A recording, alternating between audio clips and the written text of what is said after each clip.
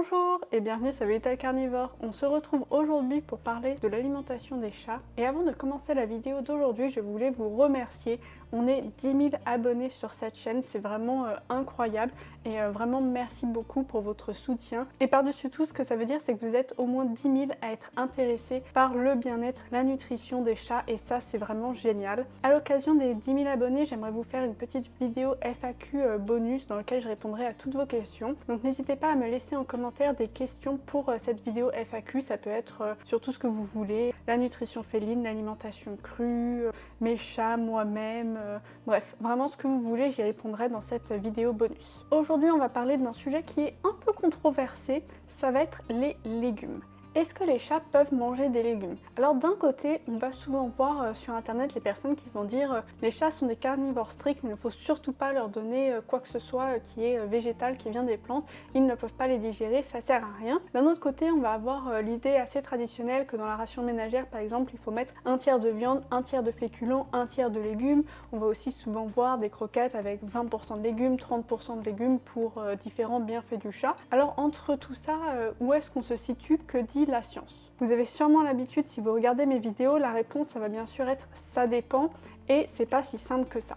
Alors tout d'abord, le chat est bien un carnivore strict. Mais il faut faire attention à ce que ça veut dire. Ça ne veut pas dire que le chat ne peut pas digérer des matériaux à base de plantes. Ce que ça veut dire, c'est que le chat a forcément besoin d'avoir des produits carnés dans son alimentation, car il y a certains nutriments essentiels qu'il ne peut obtenir qu'à partir de produits d'origine animale. Ça va être par exemple le cas de la taurine, qui est un acide aminé essentiel pour le chat, mais qui ne l'est pas pour d'autres espèces comme le chien ou l'humain. On va retrouver l'acide arachidonique, qui comme son nom ne l'indique pas ne se trouve pas dans les arachides mais principalement dans les produits d'origine animale et c'est un acide gras essentiel que le chat n'est pas capable de synthétiser de lui-même. Ou encore on va avoir le cas de la vitamine A. Vitamine A qui se trouve dans les plantes sous forme de bêta-carotène et que certains mammifères sont capables ensuite de transformer en vitamine A. C'est le cas du chien, c'est le cas de l'humain. Une fois de plus, le chat n'est pas capable de transformer le bêta-carotène en vitamine A et il lui faut donc de la vitamine A qui est déjà formée, qui s'appelle rétinol et qui une fois de plus ne se retrouve que dans les produits d'origine animale. Donc oui, le chat est un carnivore strict. Il a absolument besoin de viande et les légumes ne sont pas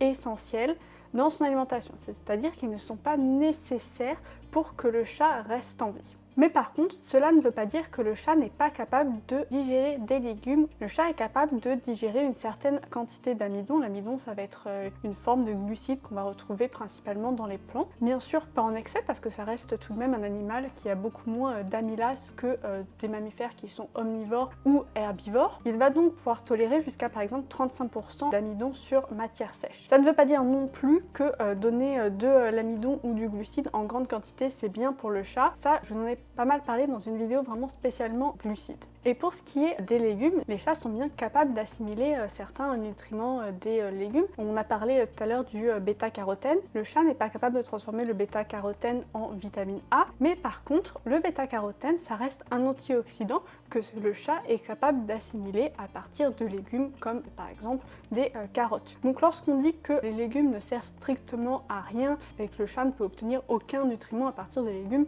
c'est faux. Ce ne sont pas forcément des nutriments qui vont être essentiels à la vie, mais ça peut être des nutriments qui ont des propriétés intéressantes comme des antioxydants. On va avoir aussi la famille des flavonoïdes qui ont souvent des propriétés anti-inflammatoires, voire même anti-cancer. Ça, c'est des composés qui vont se retrouver principalement dans les plantes. Il y a autre chose qu'on va retrouver dans les plantes et qui peuvent avoir un intérêt pour les chats et en particulier dans les légumes, ça va être les fibres. Les fibres, ça fait partie de la famille des glucides qui sont non digestibles et qui ont un intérêt pour la digestion. Donc ils vont aider à réguler le transit et les fibres vont aussi fournir de la nourriture aux microbes de la flore intestinale du chat, ce qui va lui permettre d'avoir une flore intestinale en bonne santé. Donc les fibres ne sont pas forcément essentielles, donc si votre chat, vous lui fournissez pas de fibres, il va pas mourir, c'est pas comme d'autres vitamines comme la vitamine A, la vitamine D, etc.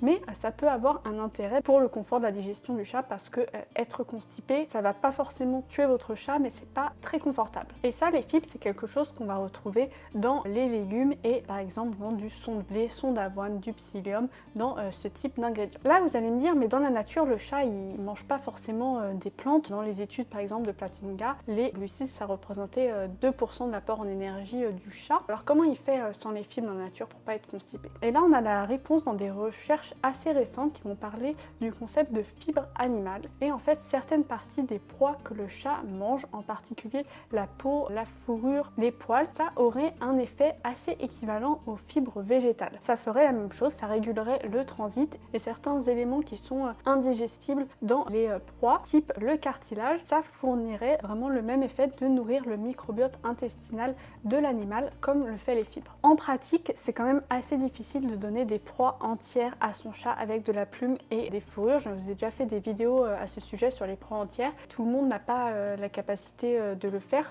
Donc donner des fibres sous forme de plantes, c'est quand même nettement plus simple pour un effet qui est tout à fait similaire. Et ça va être l'un des intérêts des légumes. L'autre intérêt des légumes, c'est que c'est des aliments qui sont peu caloriques mais très riches en eau. En particulier, on va avoir le cas de la courgette qui est composée à 95% d'eau, qui apporte aussi un peu de fibres. L'intérêt, c'est pour les chats qui sont très gloutons et qui ont besoin d'avoir beaucoup à manger, on peut facilement leur donner 30-40 grammes de courgettes, ça va leur apporter à peine 10 calories et ça va vraiment remplir leur estomac pour pas qu'ils aient faim. Et ça va marcher avec plein d'autres légumes. On va penser aux haricots verts, aux carottes, aux brocolis, aux courges. Tout ça, c'est des légumes que vous pouvez donner à votre chat pour lui remplir l'estomac sans lui apporter trop de calories. Et ça va d'ailleurs aussi apporter de l'hydratation. On a une étude à ce sujet où donner des courgettes, ça a permis d'augmenter la satiété des chats, donc ils avaient moins faim, sans pour autant augmenter les calories. Ça a aussi augmenté leur apport en eau. Et autre effet intéressant dans cette étude, c'est que ça a baissé la saturation des urines en calcium oxalate. Et donc ça veut dire que le chat est moins sujet à ce risque de cristaux urinaires parce que avoir une alimentation sèche, on en a déjà parlé, c'est l'un des facteurs de risque de certains cristaux urinaires et en particulier les cristaux de calcium oxalate. Et donc ajouter des légumes, ça avait un vrai intérêt. Pour le coup, c'était pas vraiment pour l'apport en nutriments, c'est vraiment une question d'hydratation et de satiété. Ce n'est rien qui soit essentiel à la vie, c'est pas indispensable par exemple dans ces cas-là de mettre des courgettes, mais ça peut tout de même avoir un intérêt pour la santé de nos chats. Donc oui, ce n'est pas quelque chose que le chat mangerait naturellement, mais ça reste quelque chose qui de une n'est pas dangereux et de deux peut potentiellement avoir un intérêt. Donc moi je vois pas pourquoi on devrait s'en priver sous prétexte que ce n'est pas quelque chose que le chat mangerait dans la nature, parce que de toute façon nos chats ils sont pas exactement dans la nature, ils sont stérilisés, ce qui va souvent augmenter leur faim tout en baissant leur apport en énergie. Ils sont pas aussi actifs que des chats qui sont dans la nature, donc on trouve des solutions avec par exemple des légumes pour régler ces problèmes. Bien sûr, il y a certains légumes qui vont être toxiques. On va penser à tout ce qui est de la famille de l'ail, de l'oignon et du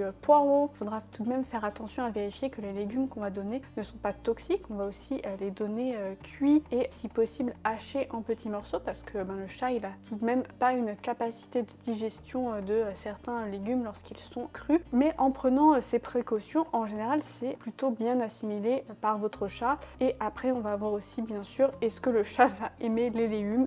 Ça reste encore une autre question. Donc tout n'est pas tout blanc ou tout noir. Les légumes peuvent avoir un certain intérêt, mais on ne va généralement pas les utiliser pour apporter des nutriments essentiels. Parce que souvent les nutriments qui vont être d'origine végétale vont être moins bien assimilés pour le chat.